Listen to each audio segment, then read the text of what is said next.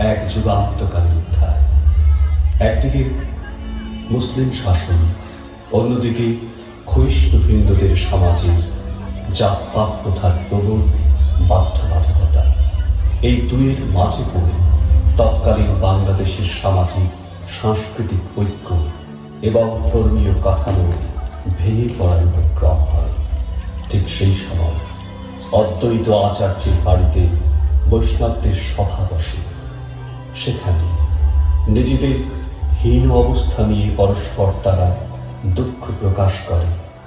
কি করে এই দৈন্য দশা, তার থেকে মুক্তির উপায় বা কি?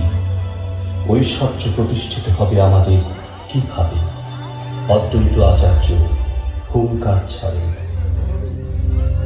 আর দেরি নেই, আর্তদ্রাগ পরায়ণ মঙ্গলায়তে বলি আসবে আসবে। তারপর সসঙ্গ ধ্যানে প্রার্থনা করে, হে কৃষ্ণ অবতীর্ণ হও, হে করুণা ঘনবলোকম, পুরত সুন্দর দ্যুতি এ প্রাণহীন জড়ান্ধকারকে তোমার আবির্ভাবের খড়গে খণ্ড বিখণ্ড করে দাও। ফাল্গুন পূর্ণিমার সন্ধ্যা, চন্দ্রগ্রহণ লেগেছে।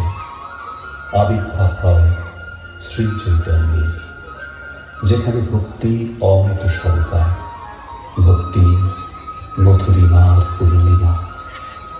এবার কৃষ্ণ নয়, এবার গৌর, এবার যমুনা নয়, এবার গঙ্গা, এবার রাধা কৃষ্ণ বা ভক্ত ভগবানের পৃথকত্ব নয়। এবার রসরাজ মহাভাব দুই একই রূপ। এবার রায় কানু মিলিত তনু। এবার না সুরমন না হম রমণী, দুহমন মনোভাব পেশল যান।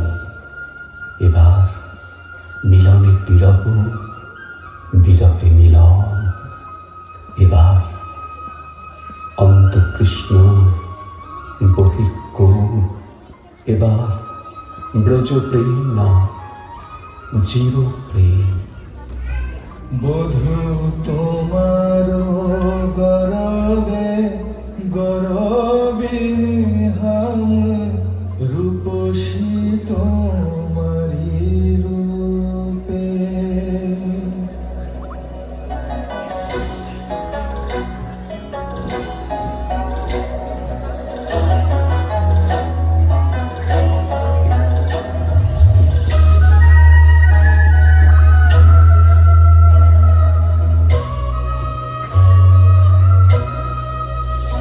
বধূ তোমার গরবে গরবিনী হাম, রূপসী তোমারি রূপে। বধূ তোমার গরবে গরবিনী হাম, রূপসী তোমারি রূপে। আমার হেন মনে রয় ও দুটি চরণ, সদা রয়ে রাখিব। আমি বুকে চরণ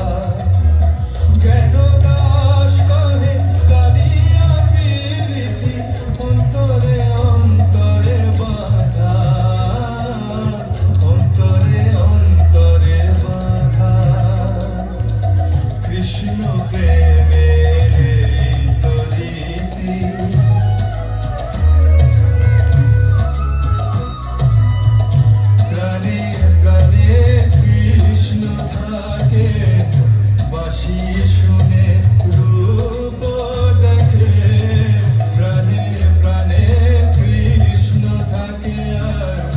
বাঁশি শুনে রূপ দেখে, কেন দাস কহে কালিয়া প্রীতি, অন্তরে অন্তরে বাধা, অন্তরে অন্তরে বাধা।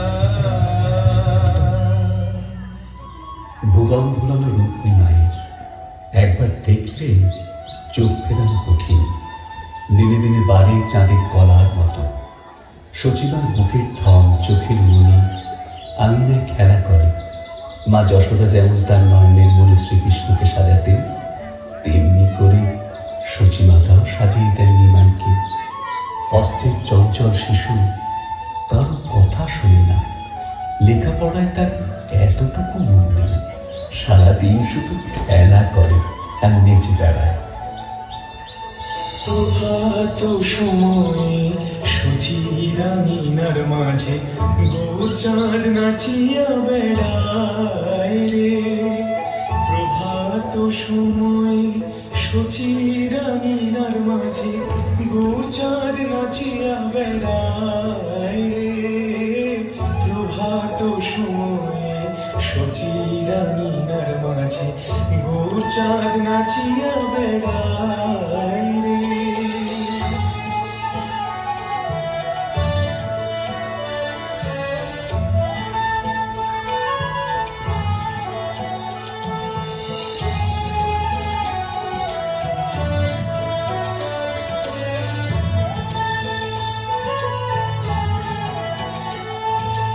জাগরণী গো সচি মাতা, গৌরাইল প্রেম দাতা। জাগরণী গো সচি মাতা, গৌরাইল প্রেম দাতা। জাগরণী গো সচি মাতা, জাগরণী গো সচি মাতা, গৌরাইল প্রেম দাতা। জাগরণী গো সচি মাতা, গৌরাইল প্রেম দাতা। ঘরে ঘরে হরি নাম বিলায় রে। প্রভাত সময়ে সচিরানীনার মাঝে গৌর চাঁদ নাচিয়া বেড়ায়। প্রভাত সময়ে সচিরানীনার মাঝে গৌর চাঁদ নাচিয়া বেড়ায়। ওকে নিয়ে সাবধানে যাস বিন্দু। জানিস তো আজকাল কেমন দুরন্তপনা শুরু করেছে। ওকে আমি আর একা একা সামলাতে পারিনি। তুমি চিন্তা করো না তো, আমি তো আছি। সাবধানে যাস। আচ্ছা। ওই গো, আমাদের নিমাই কোথায় গেল গো? আমাদের নিমাইকে নিয়ে কোথায় চললি বিন্দু? আচার্য দেবের আশ্রমে রে। নিমাই আমাদের একদম ভালোবাসে। চল ভাই, আমরা চলেই যাই। তোরা সব হরি নাম কর, দেখবি গৌরাঙ্গ তোদের সবাইকে ভালোবাসবে। হরে কৃষ্ণ হরে কৃষ্ণ, কৃষ্ণ কৃষ্ণ হরে হরে, হরে রাম রাম রাম হরে হরে। হরে কৃষ্ণ কৃষ্ণ কৃষ্ণ হরে হরে, হরে রাম রাম রাম হরে হরে।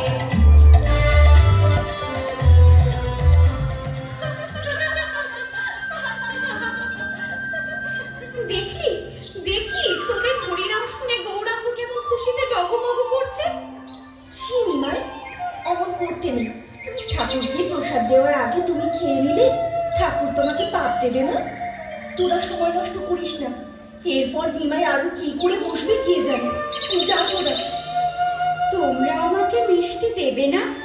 বেশ, তাহলে আমিও তোমাদের পাপ দেব। ভগবান, কিছু বুঝতে পারছি না। এইটুকু বাচ্চা এত বড় বড় কথা শিখলো কোথা থেকে? ভগবান, আমার নিমাইকে তুমি ক্ষমা করো। ও যে অবুঝ শিশু। সচিমা, মা তুই এখনো আমার উপরে গেছিস? কই, আমাকে তো আদর করলি না। আমি তোর উপর রেগে থাকতে পারি বল? কিন্তু তুই এবারে একটু শান্ত হ, আমাকে একটু শান্তি দে। 5 বছর বয়সে নিমাইয়ের হাতে খড়ি হলো। হাতে খড়ির দিন দেখা গেল